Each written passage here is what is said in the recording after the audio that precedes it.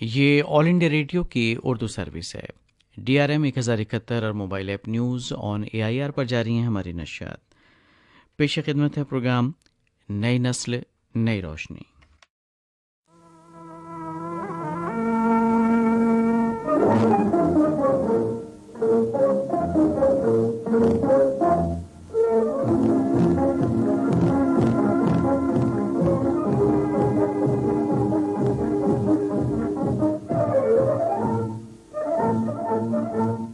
نئی نسل نئی روشنی پروگرام کے سبھی سامعین کی خدمت میں نعیم کا پرخلوص آداب۔ ہم امید کرتے ہیں ہمارے نوجوان سامعین بہت اچھے ہوں گے اور خیر و عافیت سے ہوں گے، اور خیر و عافیت سے کیوں نہ ہوں، کیونکہ موسم بہت خوشگوار ہے، اور ایسے خوشگوار موسم میں خیالات بھی مثبت آتے ہیں، اور جب مثبت خیالات آپ کے ذہن میں آتے ہیں تو پھر زندگی میں بڑھنے کی چاہ اور راہ جو ہے وہ آسان ہو جاتی ہے، اور راہیں تلاشنا تو نوجوانوں کا کام ہوتا ہے، کیونکہ مستقبل قریب میں ان کو ایک ایسا مقام حاصل کرنا ہے، اور ہم بھی ایک ایسا مقام حاصل کر کے دنیا کے لیے ایک مثال پیش کریں جہاں وہ عظیم شخصیات پہنچیں جہاں ہم بھی پہنچنا چاہتے ہیں۔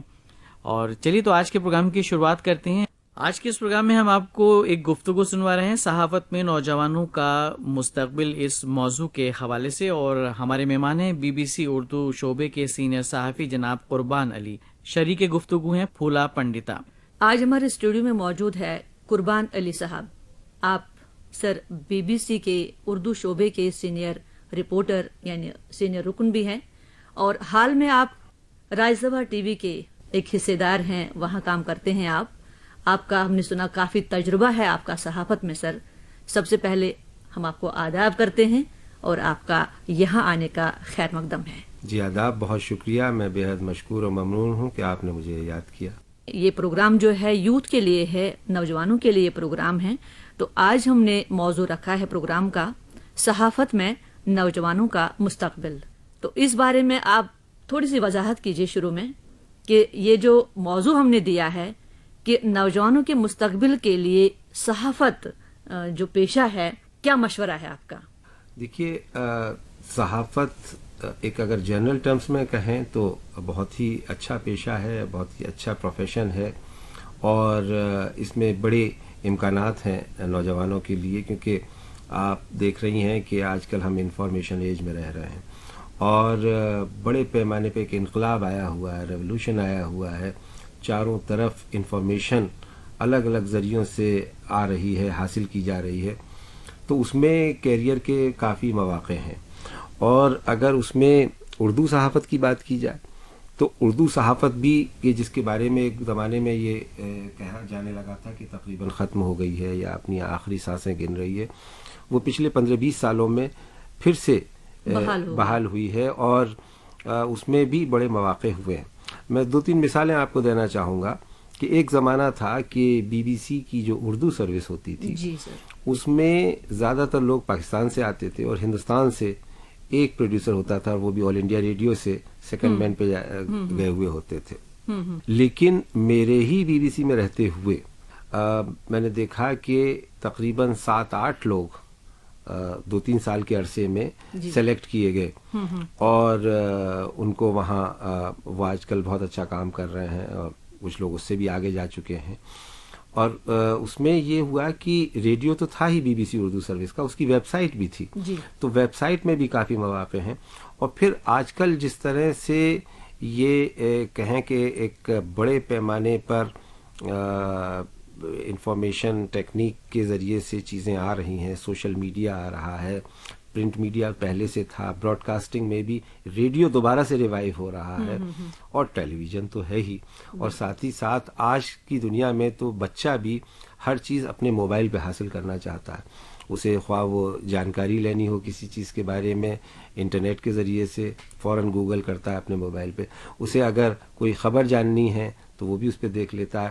اور اب تو میں نے یہ دیکھا ہے کہ بعض نوجوان وہ اپنے ہاتھ میں موبائل رکھتے ہیں، اس پہ فلمیں بھی دیکھتے ہیں۔ ڈرائیورز کو میں نے دیکھا ہے اکثر گاڑیوں میں کہ وہ پوری فلم اس پہ دیکھ لیتے ہیں۔ قربان صاحب، ہم آپ سے یہ جاننا چاہتے ہیں کہ اس مقام تک پہنچنے کے لیے آپ نے کیا کوششیں کی، کس طرح آپ نے اس کے لیے جدوجہد کی، تاکہ ہمارے نوجوان جو ہیں، نوجوان ساتھی یہ پروگرام سن رہے ہوں گے، ان کے دلوں میں اس طرح کا جوش پیدا ہو، جذبہ پیدا ہو کہ ہم بھی یہ مقام حاصل کریں، اور کس طرح کریں؟ دیکھیے، کوئی بھی مقام حاصل کرنے کے لیے زندگی میں محنت، لگن، دلچسپی یہ ہونا بہت ضروری ہے. جی. اور میرے ساتھ تو یہ ہوا کہ میں نے باضابطہ کسی جرنلزم اسکول میں یا کالج میں یا یونیورسٹی میں تعلیم حاصل نہیں کی.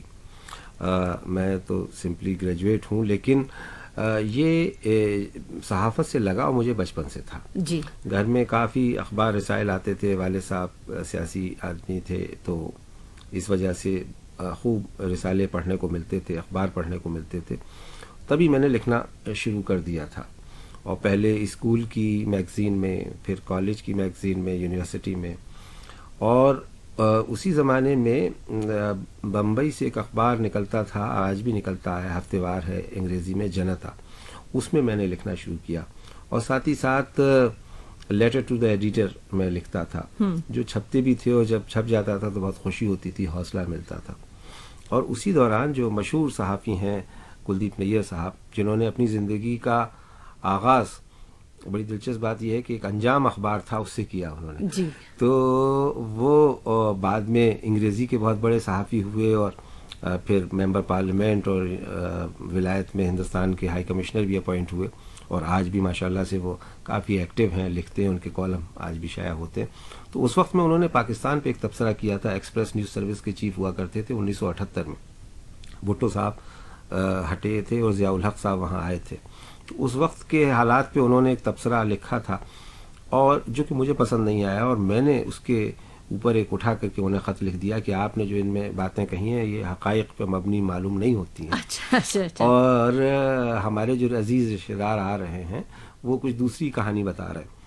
تو ان کا بڑپن، اور جن کے خط نے مجھے یہ حوصلہ دیا کہ میں بھی لکھ پڑھ سکتا ہوں، صحافی بن سکتا ہوں، تو اس میں انہوں نے مجھے بہت اپریشیٹ کیا تھا کہ ہو سکتا ہے تمہاری بات بھی صحیح ہو. مجھے لگا کہ صاحب ایک اتنا بڑا صحافی وہ میرے جیسے بچے کی بات کو بھی جو لکھپن میں لکھی گئی ہے اس کو سیریسلی لے رہا ہے، اور کہہ رہا ہے کہ ہو سکتا ہے صحیح ہے، اور تم لکھا کرو، اور جب بھی کبھی دہلی آؤ تو ملو. یہ میرے لیے ایک بڑا مائل اسٹون تھا، اور اس نے مجھے جرنلسٹ بنایا.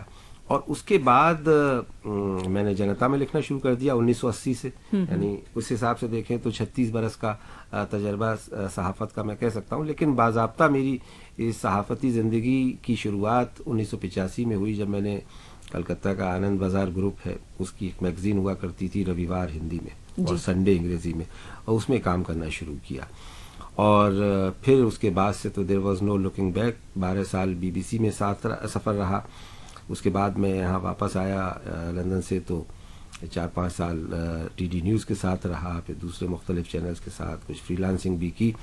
اور اب فی الحال گاڑی راج سبھا ٹیلی ویژن پہ رکی ہوئی ہے. ابھی دیکھتے ہیں کہ آگے کیا مستقبل ہے. تو قربان صاحب، آپ نے بہت ہی ایک اچھی بات کہی جو میں نے نوٹ کی ہے کہ آپ کا جو گول تھا، نصب العین جو آپ کا تھا، شروع سے بچپن سے ہی آپ کا یہی تھا کہ مجھے صحافت میں ہی جانا ہے. جی، میرا پیشن تھا، آپ کا پیشن تھا. تو اس بات پر آپ تھوڑی سی روشنی ڈالیں کہ ہمارے نوجوان لوگ اس بات کی طرف بھی اچھی طرح دھیان دیں کہ ہمارا نصب العین کیا ہے. اگر صحافت ہی ہے تو اس طرف ان کو کیا کرنا چاہیے؟ جی، بہت اچھا سوال آپ نے کیا. دیکھیے، میرا یہ ایسا ماننا، ہو سکتا ہے کہ میں غلط ہوں، لیکن جو میرا تجزیہ اور نظریہ ہے وہ یہ کہ جب ملک غلام تھا، آزادی کی لڑائی 47 سے پہلے، 1947 سے پہلے کی بات، تو اس وقت میں نصب العین ہوا کرتا تھا صحافت میں کہ صاحب لوگ ملک کو آزاد کرانے کی جنگ و جہد میں لگے رہتے تھے. اور جتنے بھی ہمارے بڑے رہنما ہوئے، چاہے خود مہاتما گاندھی ہوں، جواہر لال ہوں، مولانا آزاد ہوں، یہ سب کسی نہ کسی اخبار کے ایڈیٹر تھے. اور انہیں اس بات کی ضرورت محسوس ہوتی تھی کہ قلم کے ذریعے سے بھی وہ اپنی بات کریں. حالانکہ وہ تقریریں بھی کرتے تھے، ایجیٹیشن بھی کرتے تھے، جیل بھی جاتے تھے، لیکن قلم ان کی برقرار چلتی رہتی تھی. آزادی کے بعد پھر نصب العین ہوا کہ صاحب ملک کی ترقی اور تعمیر کس طرح سے ہو. کیونکہ ہمارے جو پہلے وزیر اعظم بنے جواہر لال نہرو صاحب، ان کا بڑا زور تھا کہ ملک ایک پامالی سے باہر آیا تھا دوسری جنگ عظیم کے بعد، بہت حالات خراب تھے اکانومی کے. تو انہوں نے ترقیاتی اور تعمیراتی کام شروع کیے. اور ہمارے گرو تھے کیول ورما صاحب مرحوم، وہ کہتے تھے کہ صاحب ہم جب جرنلزم میں آئے تھے ارلی 50s میں، تو اس ہندوستان میں تعمیر اور ترقی کے نئے نئے مندر بن رہے تھے، اور ہم روز اس کو کسی دن اس کا سنگ بنیاد ہو رہا ہے بھاکرا ناگل ڈیم کا، تو ریہند باندھ کا، تو بوکارو اسٹیل پلانٹ، اور 5 سالہ منصوبہ بنا تھا تو وہ اس کی پلاننگ کمیشن، اور پلاننگ کمیشن کی پلاننگ اور 5 ایئر پلان، تو ملک کو ترقی کے راستے پہ لے جانے کی جدوجہد تھی. اور پھر ایک دور آیا 70s میں جس کو انویسٹیگیٹو جرنلزم کہا جاتا ہے. اس میں ایم جے اکبر، ارون شوری، یہ بڑے نام ہیں کہ جنہوں نے انویسٹیگیٹو جرنلزم کیا اور کئی بڑے انکشافات کیے جس سے لوگ سن رہ گئے. بھاگلپور میں کچھ قیدیوں کو کی آنکھیں پھوڑ دی گئی تھیں.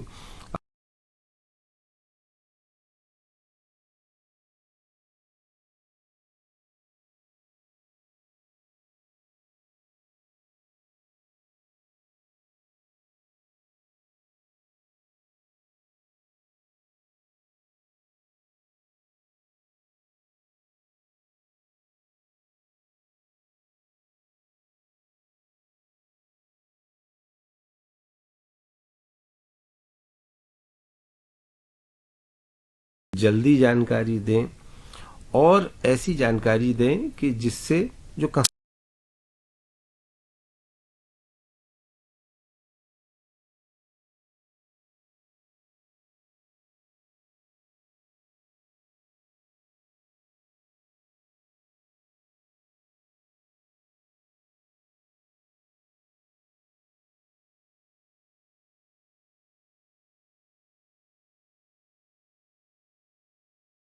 تو پازیٹیو ڈائریکشن جائے گی. خدا نخواستہ غلط طریقے سے دے دیا تو فساد ہو سکتا ہے، لوگوں کی جانیں جا سکتی ہیں، نقصان ہو سکتا ہے.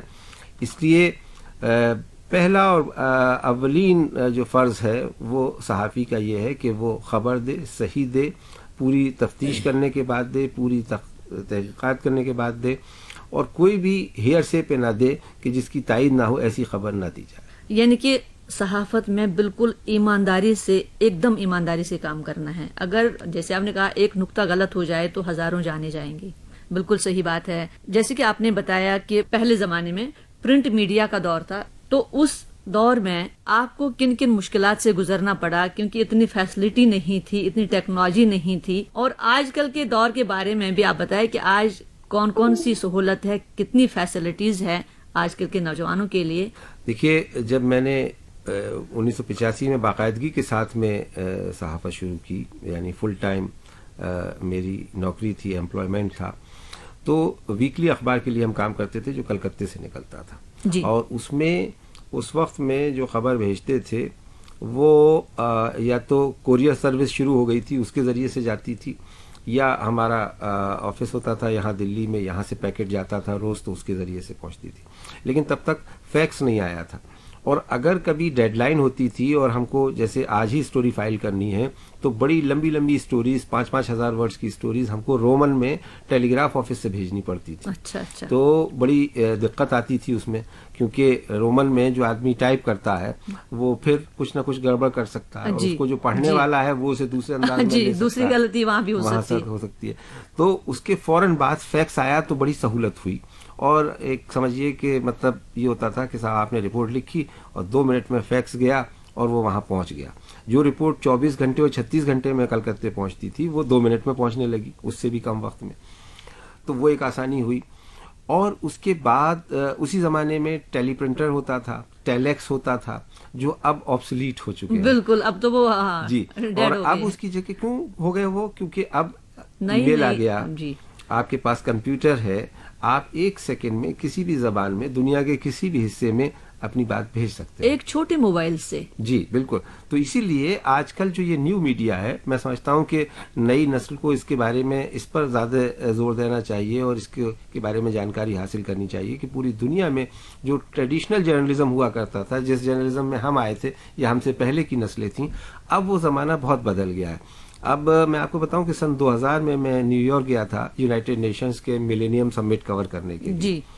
اور اس ملینیم سمٹ میں کچھ گولز رکھے گئے تھے کہ کیسے دنیا بھر میں غربت کو ختم کیا جائے, کیسے دنیا بھر میں یہ جو انوائرمنٹ کا مسئلہ ہے, یہ آلودگی ہے, اس کو کیسے کم کیا جائے, کیسے ایڈز کا خاتمہ کیا جائے, کیسے اور جو دوسری بیماریاں ہیں ان پر قابو پایا جائے.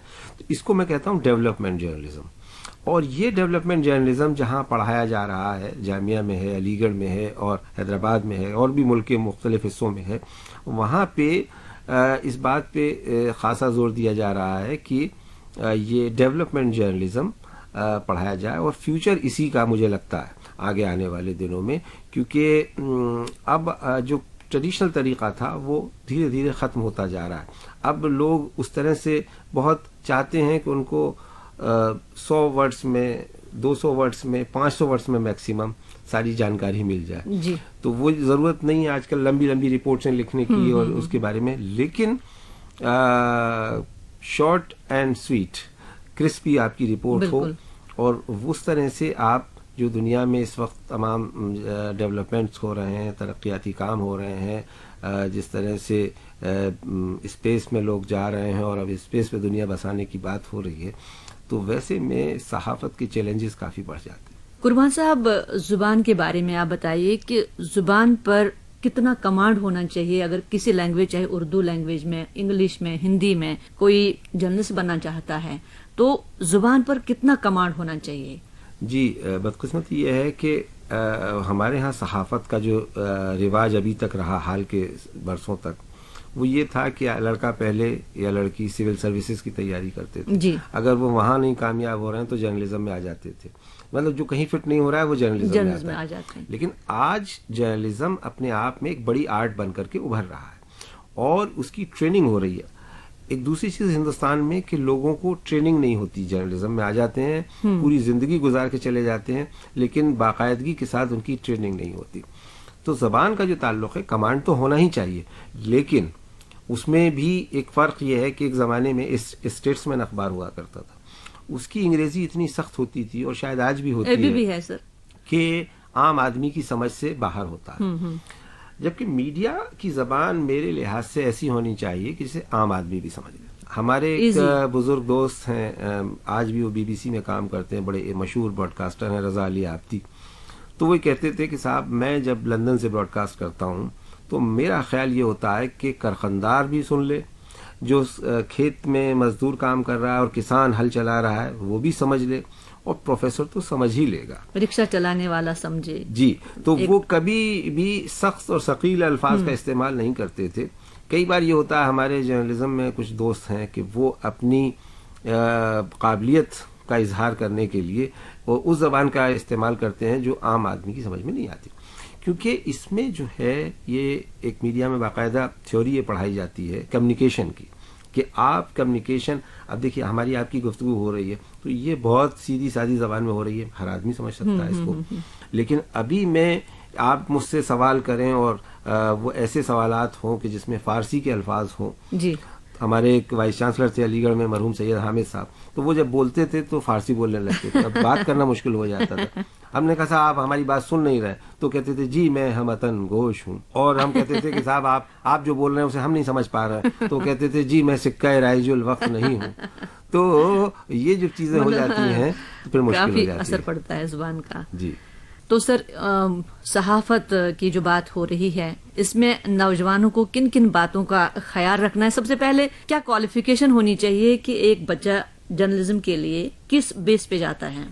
مختلف کالجز میں, مختلف یونیورسٹیز میں, اور اب تو پرائیویٹ انسٹیٹیوشنز بھی بن گئے ہیں, میڈیا ہاؤسز نے بھی اپنے جرنلزم اسکول کھول رکھے ہیں.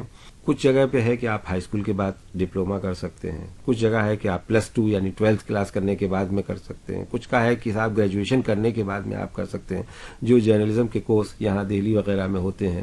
اب یہاں 2-3 بہت ہی جس کو کہنا چاہیے پرومیننٹ اہم ادارے ہیں, جیسے Indian institute of mass communication IIMC ہے, جامعہ کا AJK MCRC ہے, دلی یونیورسٹی میں کئی کالجز میں ہیں. تو اس میں لیڈی شری رام کالج میں بہت اچھا جرنلزم کا ڈپارٹمنٹ ہے, اور بھی کئی کالجز میں ہیں.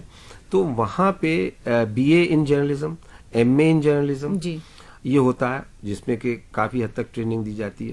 اور اس کے بعد اگر آپ کے پاس مواقع ہیں، آپ کے پاس ریسورسز ہیں، تو آپ باہر بھی جا سکتے ہیں. بہت اچھے ادارے دوسرے ملکوں میں ہیں ابراڈ، اور ہندوستان میں بھی کوئی کمی نہیں ہے. مدراس میں، چینئی جس کو آپ کہتے ہیں، وہاں بہت اچھے ادارے ہیں. ممبئی میں بہت اچھے ادارے ہیں. اب تو گڑگاؤں اور نوئیڈا میں بھی بہت اچھے ادارے ہیں. جی. اور وہ کافی محنت کر رہے ہیں یہ جرنلزم اسکول. تو ان میں اپلائی کرنا چاہیے. اور اس کے لیے ضروری ہے کہ ایک تو وہ کیا کرنا چاہتا ہے. اب اتنی ساری چیزیں ہیں جرنلزم کے اندر بھی کہ نہ صرف یہ کہ آپ رپورٹر ہوں، بلکہ اس میں آپ ٹیکنیشین کا بھی کام ہے، اس میں کیمرہ مین کا بھی کام ہے، اس میں ساؤنڈ ریکارڈسٹ کا بھی کام ہے، اس میں آپ کا یہ کہ یہ جو انٹرنیٹ کا جرنلزم ہے اس کے لیے بھی وائر ایجنسیاں ہیں. تو اتنا بڑا ہے یہ فیلڈ کہ اس میں آپ کو طے کرنا پڑے گا کہ آپ کا شوق کیا ہے، آپ کی دلچسپی کیا ہے. وہ اگر پروفیشن بنتا ہے تو پھر اس میں مزہ آتا ہے. لیکن اگر آپ کی دلچسپی نہیں ہے، مثلا آپ بننا تو چاہتے ہیں کیمرہ مین اور آپ نے پڑھائی کی، رپورٹنگ کی، پڑھائی کرنے میں کوئی حرج نہیں ہے، لیکن اس کو اگر آپ کو پریکٹس کرنا ہے تب پھر آپ کو اپنے کیمرے پر ہی فوکس کرنا پڑے گا. اور اسی طرح سے جو نیو میڈیا آ رہا ہے اس میں جو الگ الگ چیزیں ہو رہی ہیں، سوشل میڈیا ایک بڑا رول ادا کر رہا ہے. آپ دیکھیں کہ ٹی وی چینلز بہت سارے سٹیزن جرنلسٹ کا کنسیپٹ چلا ہے کہ صاحب آپ باقاعدگی کے ساتھ رپورٹر ہیں، جرنلسٹ ہیں، نہیں ہیں، لیکن اگر آپ چاہیں تو یہ اس طرح کی چیزیں آزمانی چاہیے جو لوگ اس فیلڈ میں آنا چاہتے ہیں، کرنا چاہتے ہیں. لیکن سب سے پہلے ان کو جو بھی کرنا چاہیں اس کے بارے میں جانکاری حاصل کرنی چاہیے. یہاں میں آپ سے یہ بات عرض کروں گا کہ میرے پاس کافی نوجوان بچے بچیاں آتے ہیں. آتے ہی پہلے دن ان کا سوال ہوتا ہے کہ صاحب ہم اینکر کیسے بن سکتے ہیں. اچھا. تو میں پوچھتا ہوں کہ بھئی آپ اینکر کیوں بننا چاہتے ہیں؟ تو کہتے ہیں کہ صاحب اس میں بڑا گلیمر ہے. تو اگر آپ صرف اس لیے آ رہے ہیں کہ آپ کی شکل ٹیلی ویژن پہ دکھائی دے گی، آپ سیلیبریٹی بن جائیں گے اوور نائٹ، تو میرے خیال میں آپ اپنے پروفیشن کے ساتھ جسٹس نہیں کر رہے ہیں. اس لیے اگر جس کو کہتے ہیں گراؤنڈ لیول پہ آپ محنت کر لیں، اپنی جڑوں کو مضبوط کر لیں، آپ اپنے آپ کو ایکوپ کر لیں ٹیکنالوجی سے، زبان سے، تو میرا خیال ہے کہ آپ ایکسل کر پائیں گے. اور پھر میں سمجھتا ہوں کہ کامیابی آپ کے قدم چومے گی. قربان صاحب، کچھ لوگوں کا یہ خیال رہتا ہے کہ جرنلزم جو ہے بس رائٹنگ ہے، ریڈنگ ہے، بولنا ہے، اندر کے جو تھاٹس ہیں وہ ایک دم باہر آنے چاہیے، ہنر ہونا چاہیے ایک. جی، وہ تو ایک پہلو ہے، لیکن اس سے بھی زیادہ اہم جو ہے وہ یہ ہے کہ صاحب آپ جرنلزم میں ہیں تو آپ کو بنیادی چیزیں کچھ معلومات ہونی چاہیے. بدقسمتی سے ہو یہ رہا ہے، اور یہ میں آئے دن دیکھتا ہوں کہ ٹیلی ویژن میں جو کام کرنے والے لوگ ہیں خاص کر کے، اور کئی بار ریڈیو میں بھی، اور ان کے پاس انفارمیشن کا فقدان رہتا ہے اور جو بیسک جانکاری ہے وہ بھی نہیں ہوتی. تو کئی بار یہ لگتا ہے کہ عام سننے والا لسنر یا دیکھنے والا آدمی وہی کہتا ہے کہ یار یہ اس کو کس نے جرنلسٹ بنا دیا، اس کو تو جانکاری نہیں ہے. تو جو بھی کام کریں اس کے بارے میں مکمل جانکاری ہونی چاہیے.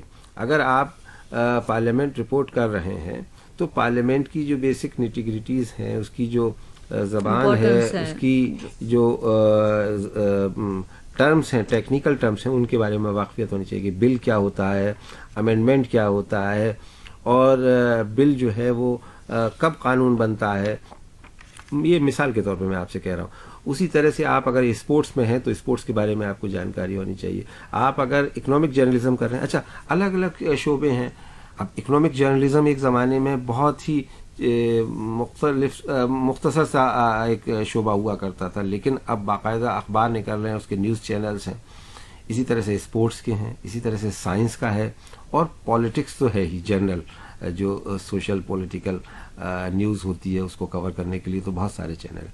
لیکن اس کے علاوہ اتنی ساری اس میں چیزیں آ رہی ہیں کہ آپ ہر چیز کا ایک الگ سے اخبار، الگ سے چینل، الگ سے ٹی وی اور ویب سائٹس کی تو بھرمار ہو رہی ہے آج کل. ہر چیز کے آپ کسی بھی چیز پہ جائیں تو اس میں بھی جو کام کرنے والے لوگ ہیں جرنلزم میں، اور آج کل تو ہندوستان میں بہت پاپولر ہو رہی ہیں یہ، ہر چیز پہ ویب سائٹ ہے. جی جی جی.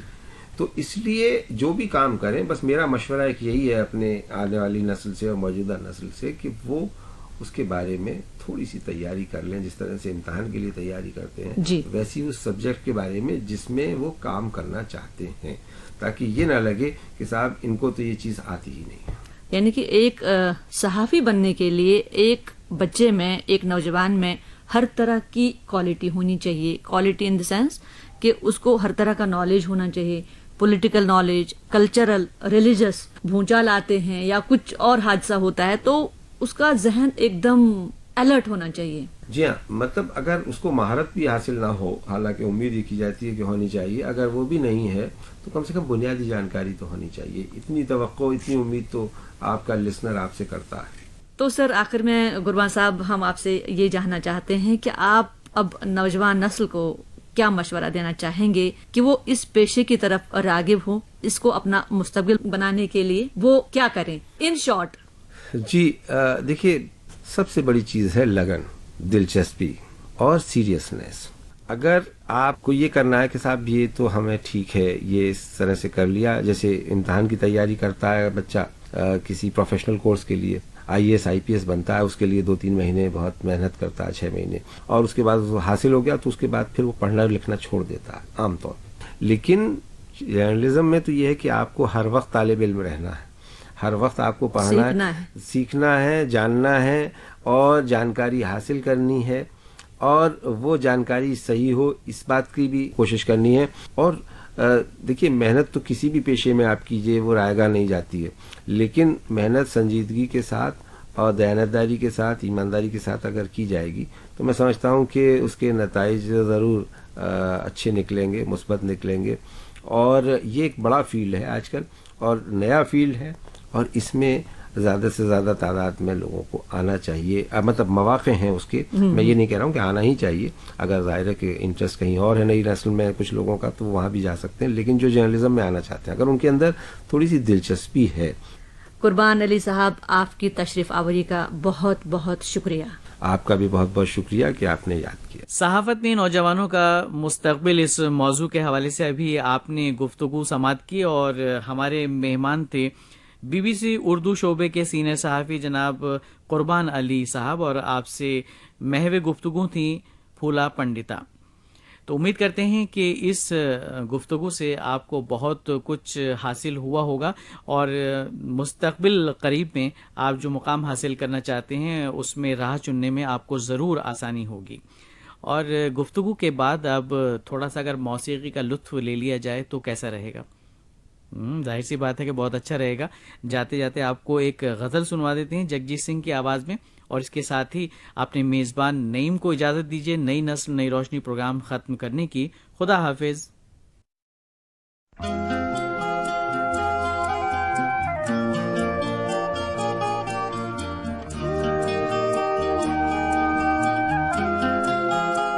अपने हाथों की लकीरों में बसा ले मुझको, अपने हाथों की लकीरों में बसा ले मुझको। मैं हूँ तेरा तो नसीब अपना बना ले मुझको।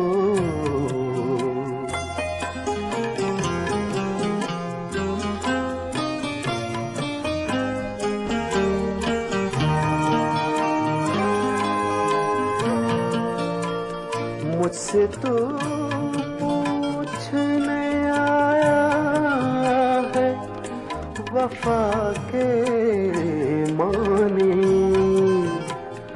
मुझसे तो पूछने आया है वफा के मानी। ये तेरी सादा दिली मार न डाले मुझको, ये तेरी सादा दिली मार न डाले मुझको।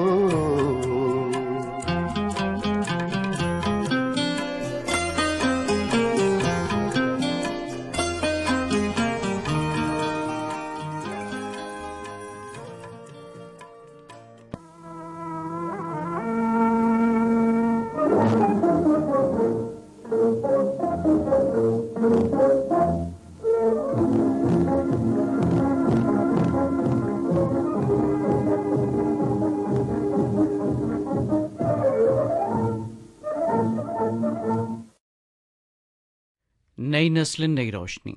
ابھی آپ نے یہ پروگرام سنا. یہ آل انڈیا ریڈیو کی اردو سروس ہے. ہماری نشریات جاری ہیں DRM 1071 اور mobile app news on AIR per.